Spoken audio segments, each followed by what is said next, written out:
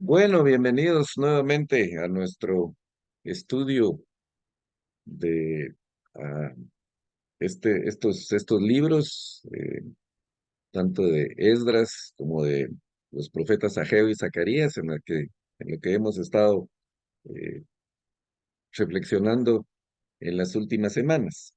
El día de hoy vamos a reflexionar nuevamente sobre el capítulo 4 de Zacarías. Ya habíamos dado una pincelada a este capítulo, pero pues hoy vamos a ver la segunda parte, podríamos decir, de lo que el profeta Zacarías vio en esta visión. Eh, el profeta Zacarías pues tuvo alrededor de 8 visiones. Esta es la quinta. Hay quienes dan otra cantidad, pero vamos a hablar de que esta es la quinta visión. Y esto es una continuación de la cuarta que también ya vimos. Entonces vamos a repasar un poquito el contexto para poder pues tener una mejor imagen de, de lo que vamos a hablar. Bueno. Entonces, ¿se recuerdan que la semana pasada hablamos de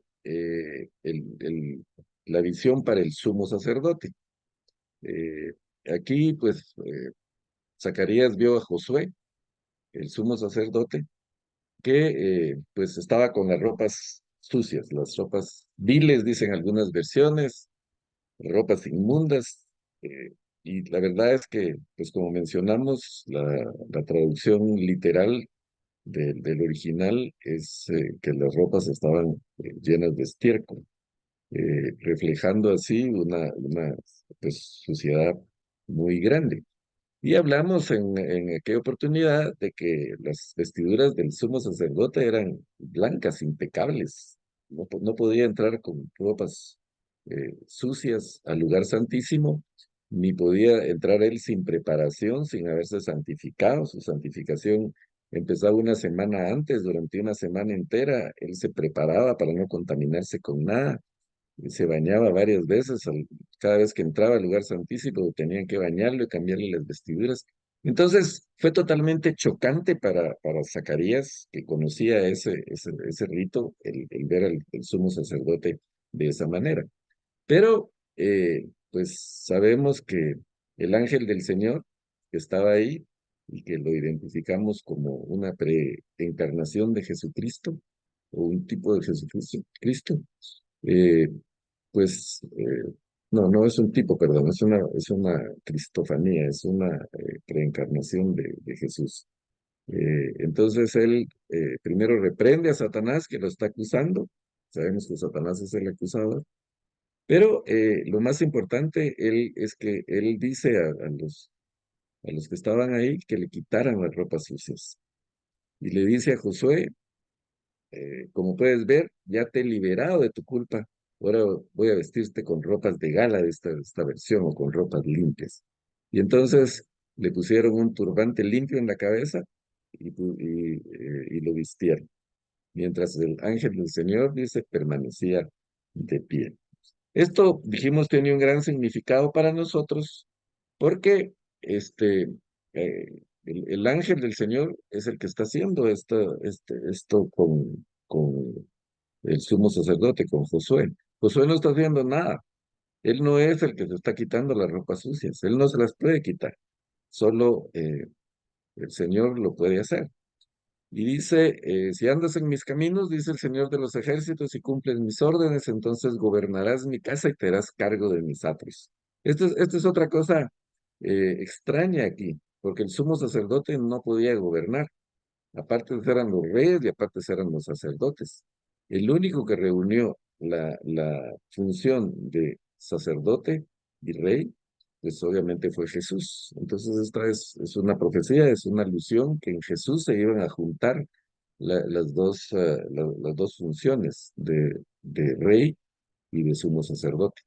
Pero aquí se le está ofreciendo al sumo sacerdote que él va a gobernar su casa y será a cargo de los atrios, dice. Yo te concederé un lugar entre estos.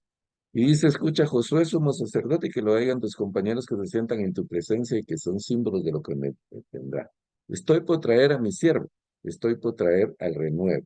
Mencionamos que aquí la profecía se refiere a Jesús, porque Jesús fue el renuevo, o el retoño, como diríamos, de David. Eh, por la promesa que Dios había hecho a David, que de su descendencia iba alguien que iba a permanecer siempre en el trono, o siempre alguien iba a permanecer en el trono. Dice, mira, Josué, la piedra que ante ti he puesto, en ella 7 ojos y en ella pondré una inscripción. En un solo día borraré el pecado de esta tierra, afirma el Señor de los ejércitos. Eso pues sabemos que se dio con el sacrificio de Cristo en la cruz del Calvario. En un solo día, con un solo sacrificio, borró el pecado de toda la tierra. En aquel día, afirma el Señor, cada uno de ustedes invitará a su vecino a sentarse debajo de su higuera, su higuera como símbolo de paz. Eso tiene un gran significado para nosotros y esto es el Evangelio, hermanos, porque eso es lo que Cristo hace con nosotros. Él nos quita las ropas inmundas de pecado. Nosotros no podemos quitarlas solos. Nosotros no hemos hecho nada para que Él nos libere del pecado, nos perdone. Ha sido por su gracia, por su misericordia, que Él nos ha liberado, que Él nos ha quitado la inmundicia del pecado y nos ha vestido con ropas limpias. Y aquí, pues, lo vemos en esta imagen de Jesús poniendo ropas limpias, limpiándonos del pecado, liberándonos del pecado. Y eso el Señor lo ha hecho con cada uno de nosotros. Por eso aquí dice ropas limpias para ti y para mí. Entonces, este es el contexto en el que vamos a ver este siguiente capítulo, que es el capítulo 4. Y esto habla de los dos olivos. Ya anteriormente, pues, como dije, lo vimos rápidamente. Vamos a repasar un poco de lo que vimos y vamos a complementar lo que hizo falta. Entonces, el Señor ha renovado al sumo sacerdote, el Señor lo ha restaurado. Y entonces, pues el resultado de la restauración tiene que ser en servicio al Señor. Y lo mismo que pasa con nosotros. El Señor nos ha restaurado, el Señor nos ha liberado de la esclavitud del pecado, el Señor nos ha limpiado, pero no para que nos quedemos sin hacer nada, sino justamente para que le sirvamos, para que trabajemos para Él. Eh, por eso todo lo que vamos viendo aquí, fue escrito y aplicaba en su momento al pueblo de Israel, aplica a nosotros hoy. Y por eso ha quedado en su palabra. Aquí dice entonces, el ángel que hablaba conmigo volvió y me despertó como quien despierta de su sueño. Algunos dicen que este ángel no es el mismo, porque el otro se identifica claramente como el ángel de Jehová. Aquí ya no habla del ángel de Jehová, sino simplemente el ángel que hablaba conmigo. Algunos comentaristas como Matthew Henry dice que podría ser el ángel Gabriel, aunque pues aquí no se menciona. Pero el punto es que el ángel le pregunta, ¿qué es lo que ves? Dice, yo respondí, veo un candelabro de oro macizo con un recipiente en la parte superior. Encima del candelabro hay 7 lámparas con 7 tubos para las mismas. Hay también junto a él 2 olivos, uno a la derecha del recipiente y el otro a la izquierda.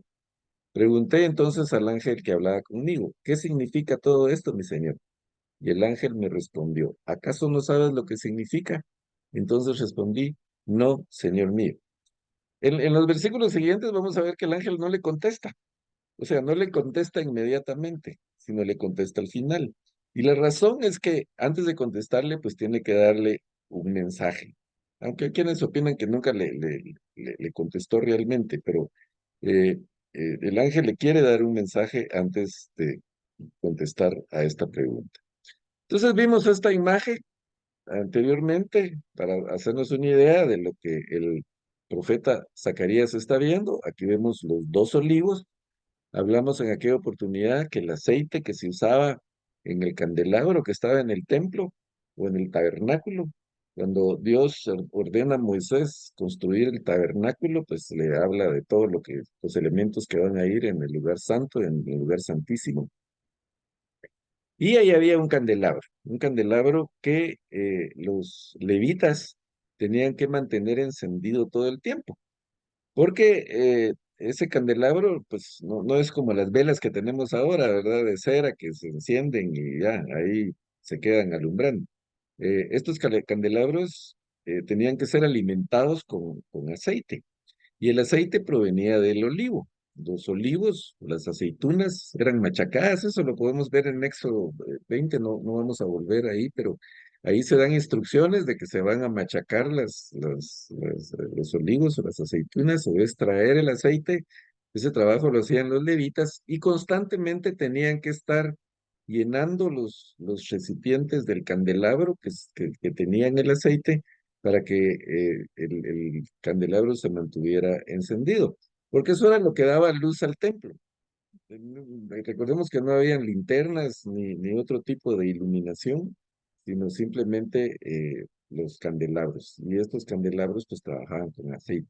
Entonces el trabajo de los levitas era mantener, estar llenando todo el tiempo, machacando las olivas, extrayendo el aceite, echándole al candelabro y para que éste estuviera día y noche funcionando. Aquí la imagen nos dice que este candelabro tiene una provisión permanente de aceite, porque aquí vemos que el aceite está saliendo constantemente de los dos olivos y mantiene la llama encendida. Este candelabro en esta profecía de Zacarías representa al pueblo de Israel. ¿Y por qué un candelabro? Porque recordemos que Israel debería de ser luz a las naciones. La promesa de Dios a Abraham fue, eh, en ti serán benditas todas las familias de la tierra. Y cuando habla de todas las familias, pues está hablando prácticamente de todos los pueblos o de todas las naciones. Israel debía cumplir con esa función. Ese era su propósito. Lamentablemente no cumplió el propósito, pero por eso se representa como este candelabro, porque su propósito era alumbrar, ser luz a las naciones y como lo vimos en la misma profecía de Zacarías, pues obviamente esto no lo podían hacer solos, necesitaban el poder del Espíritu Santo. El aceite en las escrituras eh, se refiere normalmente al Espíritu Santo. Entonces, el pueblo de Israel necesitaba una provisión de espíritu, del Espíritu Santo que el Señor, pues obviamente les iba a dar. Por eso, en los siguientes capítulos, le dice el ángel a Zorobabel, no va a ser con la fuerza, ni por ningún poder, sino por mi espíritu, dice el Señor de los ejércitos. Eh, recordemos, estas son palabras de ánimo para Zorobabel y para Josué, anteriormente, el sumo sacerdote. El sumo sacerdote que nunca había ejercido su función porque los 70 años de cautiverio, probablemente nació en cautiverio donde no había templo, era sacerdote por su generación, porque era descendiente pues, de Aarón, a la tribu de Leví, pero nunca había funcionado como sumo sacerdote. Entonces, aquí le dice, no va a ser por fuerza ni por poder. Había un montón de gente ahí, pero todos estaban acomodados y no estaban trabajando. Entonces, obligar a toda esa gente que trabajara, pues iba a ser una tarea monumental. Pero entonces el Señor, por medio de los profetas, Ageo y Zacarías, están dando ánimo a Zorobabel, están dando ánimo a Josué, y les están diciendo, no van a ser ustedes, no va a ser su fuerza, va a ser mi espíritu el que va a hacer que esta obra se termine. Incluso hace una comparación, dice, ¿quién te crees tú, gigantesca montaña? Ante Zorobabel te convertirás en llanura. Muchas veces nosotros vemos a los problemas como montañas difíciles de quitar, pero con el poder del Espíritu no hay montaña que permanezca. Y como dice aquí el Señor, a Zorobabel, eh, se va a convertir en llanura la montaña.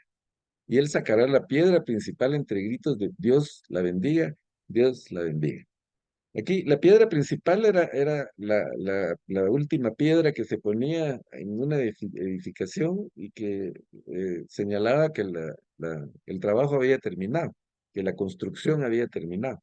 No hay que confundirla con la otra piedra de 7 ojos que se menciona anteriormente, que estamos hablando que es la piedra del ángulo.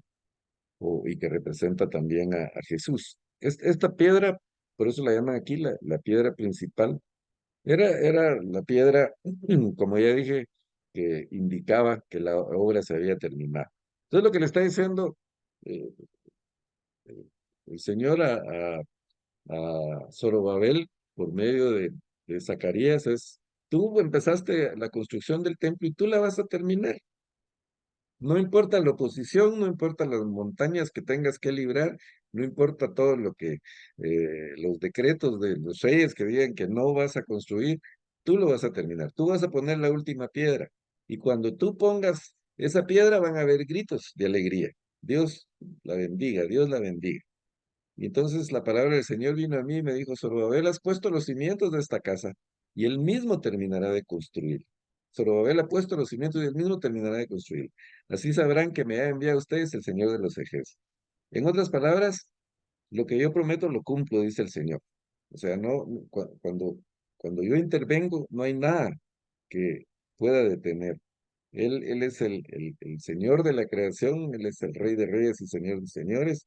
Mencionábamos la vez pasada que todos los pueblos, todas las potencias del mundo son como polvo para Él, como una gota que cae de una cubeta llena de agua, dice también ahí en la profecía. Eh, entonces, no hay nada que pueda detener los planes del Señor. Los planes del Señor se cumplen cuando Él dice yo lo hago o yo lo haré. Nosotros podemos estar seguros de que eso se va a cumplir. Por eso estamos seguros de que las profecías en la Biblia se van a cumplir, que vamos a ver cielo nuevo, tierra nueva, que vamos a estar ahí, que nos vamos a gozar, porque eso son las promesas que el Señor tiene para nosotros. Entonces dice, cuando vean la plomada en las manos de Zorobabel, se alegrarán los que menospreciaron los días de los modestos comienzos. Y si ustedes se recuerdan, vimos en Esdras que cuando se puso la primera piedra del templo, los ancianos, los que habían visto el templo anterior, pues hasta lloraban porque decían, esto es como nada, pues, o sea, este templo que están construyendo aquí no se va a comparar a la gloria que tenía el templo de Salomón. Entonces, lo miraban así como un poquito de desprecio, ¿verdad? Que pues iba a ser mucho más modesto. Pero dice, los que menospreciaron los días de los modestos comienzos, dice, estos son los 7 ojos del Señor que recorren toda la tierra. O sea, el Señor, esto implica, los 7 ojos implica pues sabiduría, que el Señor lo sabe todo, que Él está en control de todas las cosas. Entonces, Él, como vimos también anteriormente, le iba a dar a este templo una gloria mayor que la que había tenido el templo de Salomón, porque obviamente esa gloria se le iba a dar el mismo Dios encarnado en la persona de Jesucristo. Entonces, aquí vamos a la parte no contestada, la parte no resuelta, y entonces vamos a quitar el pasaje de lo que el ángel le dice a Zorobabel, que está en medio, digamos, de la respuesta, porque en el versículo 3 dice, hay 2 olivos y el recipiente, y entonces le pregunta el profeta al ángel, ¿qué significa todo esto? Y el ángel le pregunta, ¿no sabes? Y él dice, no, pero en el versículo 6 empieza a dar el mensaje para Zorobabel y no contesta la pregunta. Pero en el versículo 11 el profeta vuelve a preguntar. Hablé más y le dije, ¿qué significan los olivos a la derecha del candelabro y a su izquierda? Hablé aún de nuevo y le dije, ¿qué significan las dos ramas de olivo que por medio de 2 tubos de oro vierten de sí aceite como oro? Y entonces el ángel ahí le responde y le dice, ¿no sabes qué es esto? Y le dice, no, Señor, no sé. Y él le dijo, estos son los 2 ungidos que están delante del Señor de toda la tierra. Entonces, aquí hay varias interpretaciones, hermanos, de los 2 testigos, de los 2 olivos, porque Zacarías, algunos dicen que es el libro más oscuro que hay, por todos sus significados, por todas las visiones que él tiene, por todas las figuras que presenta. Entonces, definitivamente es un libro de difícil interpretación, eh, que pues como muchas cosas de las escrituras nos deja cierto misterio. Pero vemos aquí que el profeta Zacarías, que era un profeta, que era un israelita que conocía de las tradiciones y todos los rituales que se llevaban en el templo, pues no entiende. Y entonces, pues eso nos da a nosotros la paz pues, si nosotros no entendemos, no es porque estemos mal, sino porque pues, la palabra del Señor es muy profunda y difícil de interpretar. Pero lo que el ángel le contesta dice, son los dos ungidos que están delante del Señor de toda la tierra. Entonces, la mayoría de comentaristas relacionan a estos dos ungidos como Josué y Zorobabel. Porque en el capítulo 13 habló de Josué, en el capítulo 4 se habla de Zorobabel, y estos son los dos personajes que el Señor está usando para liderar al pueblo, para liderar la reconstrucción del templo. El Señor los está eh, capacitando con su espíritu. Por eso anteriormente le dice, no es con fuerza, ni, ni, ni con un ejército, ni con espada, ni con nada, sino que es con mi espíritu que ustedes lo van a hacer. Entonces el Señor los está ungiendo, eh, y los está ungiendo para que, con su espíritu, para que ellos puedan terminar esa obra. Y a la vez les está prometiendo que lo van a hacer, le está prometiendo a Zorobabel que lo va a hacer. Pero de alguna manera estos dos ungidos, Josué y Zorobabel, también son un tipo de Cristo, porque como ya dije, uno es sacerdote, que nunca ejerció el sacerdocio, pero es sumo sacerdote y que lo va a ejercer en el templo según la promesa que se le está dando. Y el otro es pues el líder, digamos, el gobernador, el que tenía que haber sido rey, pero por tema del cautiverio, nunca ejerció como rey, porque era descendiente de la línea davídica. eh, y entonces él, pues, es rey, es príncipe, pero con el derecho, digamos, de ser rey, y ahora está gobernando una pequeña parte del pueblo de Israel, está gobernando un puñado de gente de Judá, que es relativamente insignificante entre todas las potencias que hay de Siria, de Babilonia, de Egipto. Y este Zorobabel podría estar diciendo, bueno, y yo, ¿qué tipo de rey soy o qué voy a gobernar si estamos bajo el imperio persa?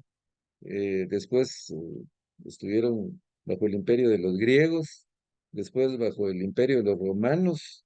Entonces, podría decirse, pues, frustrante porque eso de que iba a haber siempre un gobernante de la descendencia de David, pues no se está dando. Y no se miraba como que, no se vislumbraba que se fuera a dar, pero vemos cómo el Señor con su misericordia, mantiene la línea davídica aún en el exilio. Durante todo el exilio se mantuvo la línea davídica, no reinaron, pero podemos ver en las genealogías de Mateo y Lucas que ahí va a aparecer Zorobabel, y ahí va a aparecer hijo de Salatiel y nieto de Josías, que era el rey, el último rey que hubo antes de la deportación. Pero esa línea se mantuvo, y de la descendencia de David y de Zorobabel, pues después vino Jesucristo para cumplir la promesa que Dios le había hecho al rey David. Entonces, vemos cómo, a pesar de la caída de Jerusalén, a pesar de la destrucción del templo y de toda la ciudad por los babilonios, a pesar de los 70 años que el pueblo estuvo en el exilio, en el cautiverio, y a pesar de que, como ya dije, regresaron del exilio, pero seguían oprimidos por los persas, después por los griegos y después por los romanos, Pero con todas esas montañas y esos obstáculos, Dios mantuvo su promesa y preservó la línea davídica hasta la venida de Jesucristo. Entonces, estos dos ungidos, eh, Josué y Zorobabel, por el contexto que vemos aquí, pues estaban anunciando la venida del Mesías, eran como tipos del Mesías, por ser uno rey y el otro sacerdote, que fueron las funciones que se unieron en Jesucristo. Pero hay un pasaje también en Apocalipsis que pues podemos ver aquí que habla también de los dos testigos y lo se relaciona con estos dos olivos en Apocalipsis 11.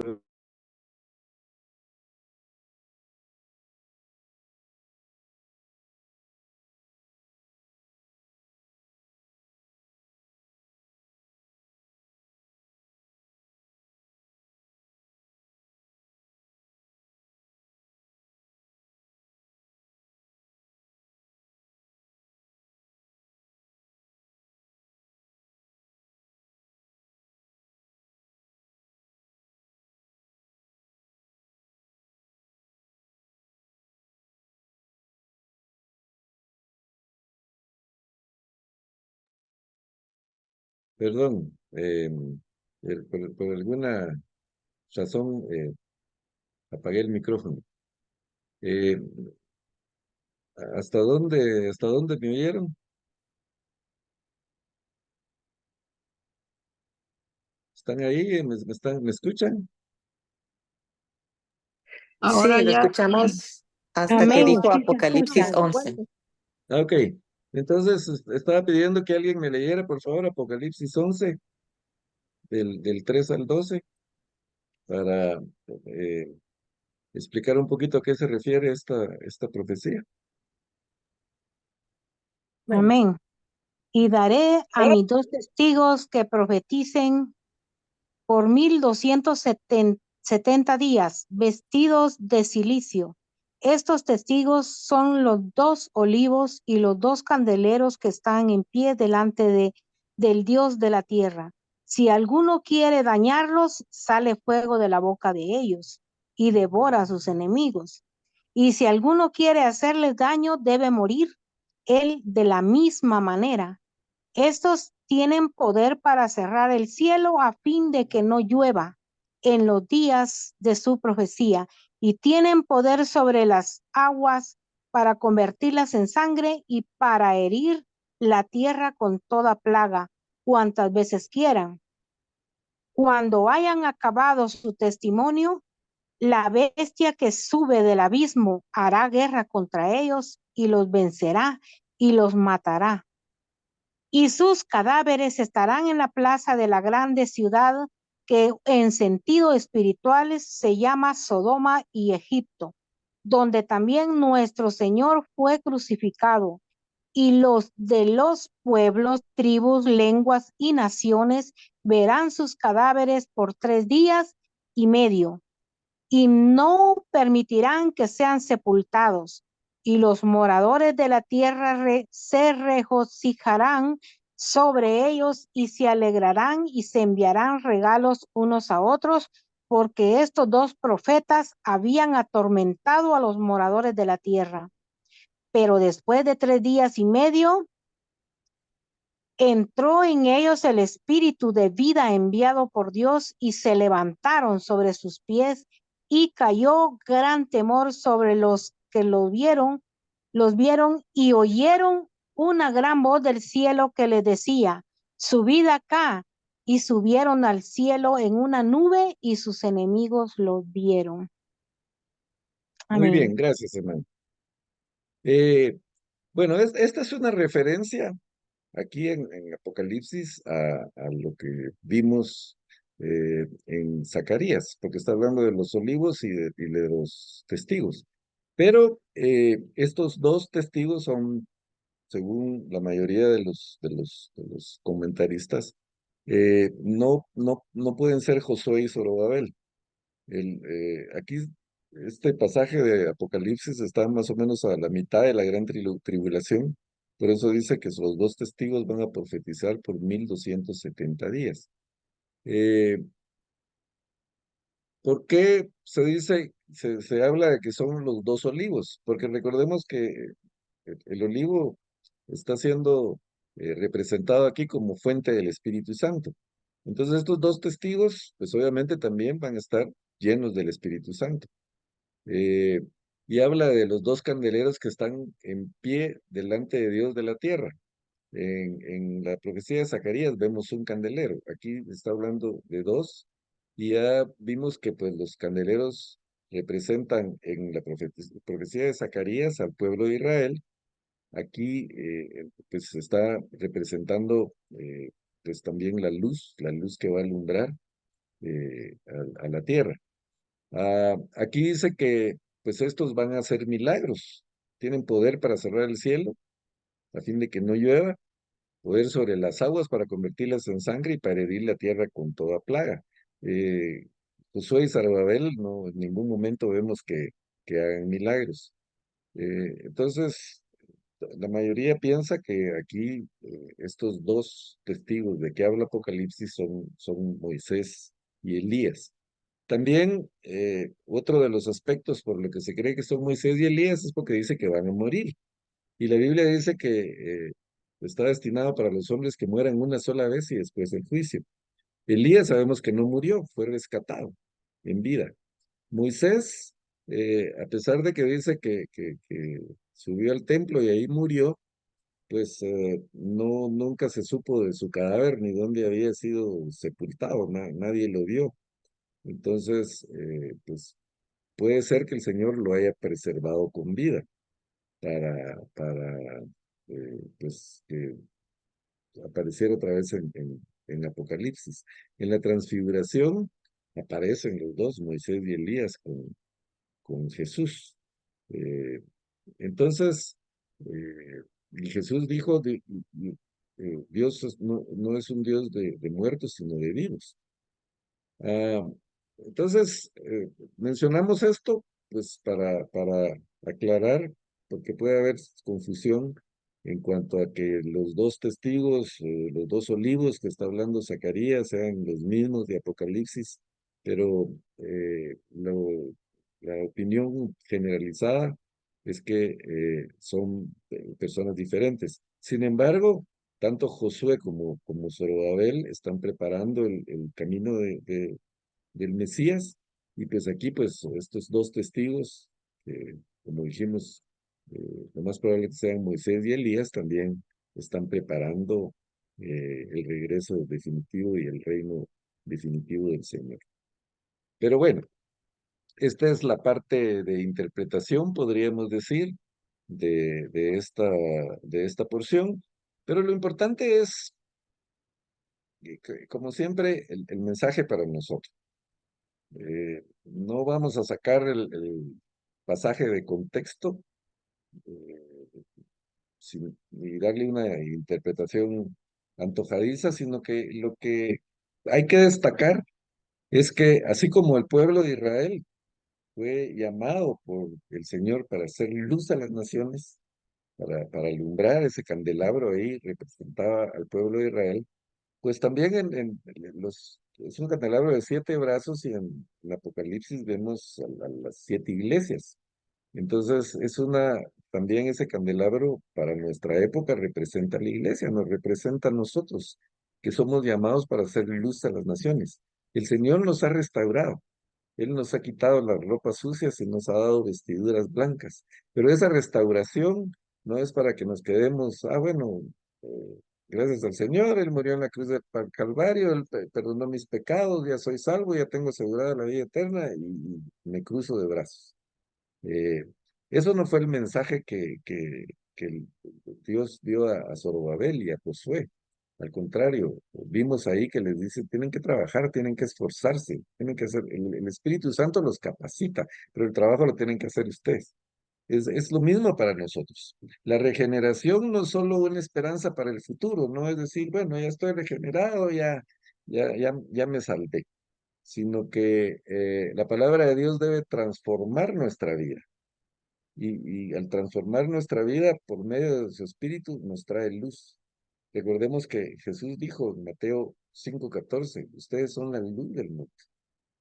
Y una luz no se pone debajo de un canasto, ¿verdad? Y se tapa para que no alumbre, sino la luz es para alumbrarlos. Entonces, la palabra de Dios debe transformar nuestra vida y traernos luz. Nosotros debemos de ser luz para las naciones. Y eso no solo está en el Nuevo Testamento, eso ya estaba, como vemos en el Antiguo Testamento, que el pueblo de Dios debía ser luz, debía ser de bendición para los demás. Entonces, Israel falló en reflejar la gloria de Dios por medio de su testimonio, pero nosotros como iglesia no debemos fallar y nuestra vida transformada debe pues servir para que el mundo conozca al Señor. Eh, Eso se nos ha encomendado esa tarea y eso lo podemos ver en Filipenses. Vamos a ir al libro de Filipenses, donde el apóstol Pablo dice ah, en el capítulo 2 y versículo 15, dice, para que sean intachables y puros, hijos de Dios sin culpa en medio de una generación torcida y depravada. En ella ustedes brillan como estrellas en el mundo. O sea, hay mucha, mucha montaña, mis hermanos, actualmente que pues podemos ver como obstáculos para que nosotros podamos brillar. Pero como leímos y vimos en esta profecía de Zacarías, el Señor nos dice, no es con tus fuerzas, es con mi espíritu. Y el Señor ha ganado la batalla. Mencionamos eso también, de lo que dice el Salmo. Se amotinan los pueblos y todos están contra el Señor, pero Él se ríe de ellos porque él es poderoso. Para Él las naciones son como polvo, son como nada. Pues él está en nuestra parte, entonces no hay montaña que nos detenga. Estamos ante los ataques del enemigo, entre la agenda globalista, entre la ideología de género, estamos ante pues fuerzas que incluso se dice que están ideando nuevas pandemias, o que de alguna manera quieren tener el control del mundo. Las naciones poderosas quieren dominar y tomar el control. Sabemos que pues viene el anticristo que va a también tener el control de todo, pero mis hermanos, Dios es más poderoso. Dios es más poderoso que todas las naciones, que más poderoso que la ONU, más poderoso que Rusia, que China, que Estados Unidos. Esas potencias mundiales son como nada para el Señor. Y esas agendas globalistas y todos esos intentos del enemigo, pues ya, de acuerdo a las escrituras, ya han sido vencidas. Ya su fin está determinado en las escrituras. Y entonces el Señor nos va a guardar, pero Él quiere que hagamos el trabajo. Él quiere que brillemos, quiere que prediquemos su palabra. El evangelio tiene que ser predicado en todo el mundo y esa labor es nuestra. Eso nosotros lo tenemos que hacer con la plena confianza y la convicción de que el Señor está con nosotros. Él se lo dijo a sus discípulos, yo me voy, pero yo voy a estar con ustedes, no los voy a abandonar, voy a estar con ustedes todos los días hasta el fin del mundo. El Señor está con nosotros, hermanos. Él está actuando, Él está obrando, pero Él necesita, no necesita, requiere que nosotros seamos luz en medio de la oscuridad, que brillemos, que reflejemos su gloria y todo lo que Él nos da.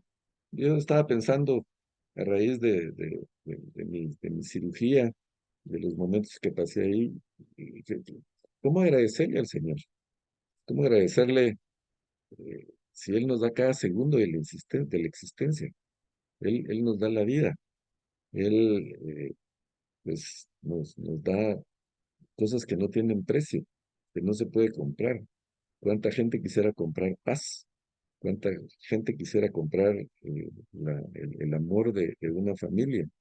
Eh, yo en más de una oportunidad, y lo volví a comprobar ahora en los últimos días, el amor de todos los hermanos, el interés, las oraciones que nos respaldan, eso no tiene precio. Eso solo lo puede hacer el amor de Dios, solo lo puede hacer el Espíritu Santo, y eso nos fortalece, nos llena y nos da la energía y el entusiasmo para poder terminar su obra, para poder predicar el Evangelio a toda criatura, así como Zorobabel recibió la promesa. Tú empezaste y tú vas a terminar. Y no va a haber nada que te detenga, le dice el Señor. Esa promesa es para nosotros. No hay nada que nos detenga si nosotros decidimos hacer la obra del Señor. Entonces, ese es el estudio de hoy. Tal vez un poquito más corto que los anteriores, porque ya fue revisar el pasaje, pero creo que nos dio nueva luz y sobre todo la motivación y la inspiración, hermanos, para que eh, no nos sintamos incapaces. Zorobabel, Josué y todos los que estaban con él se han de haber sentido inútiles. ¿Cuándo vamos a terminar este templo? De hecho, les tomó como 15 años terminarlo. No fue. Y aparte que lo tuvieron parado 15, 18 años, quién sabe cuánto. Entonces fueron, desde que se puso el altar en la primera piedra, pues 30, 35, 40 años, no sé, para hacer esa obra. Y es lógico que se sintieran incapaces, inútiles, pero el Señor prometió que lo iban a terminar y lo terminaron. Así que si el Señor nos ha prometido que Él va a estar con nosotros hasta el fin y que nos va a apoyar, Él cumple sus promesas.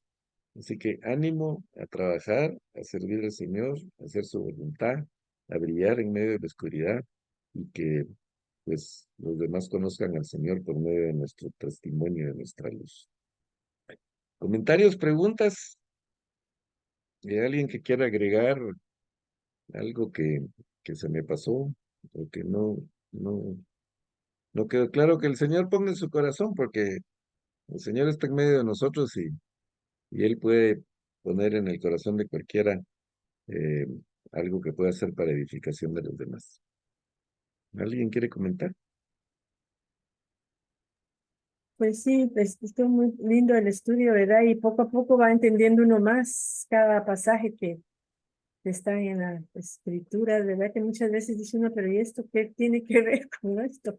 Pero yo apunto mucho porque lo que estoy oyendo, ¿verdad? Entonces ya después ya lo medio repaso otra vez y entonces ya me hace más sentido, ¿verdad? Pero muchas gracias, sí, muy lindo los estudios. Muchas gracias, hermano Bueno, Walter. gracias a ustedes por estar aquí, porque eso también nos motiva, ¿verdad? A seguir y escudriñando.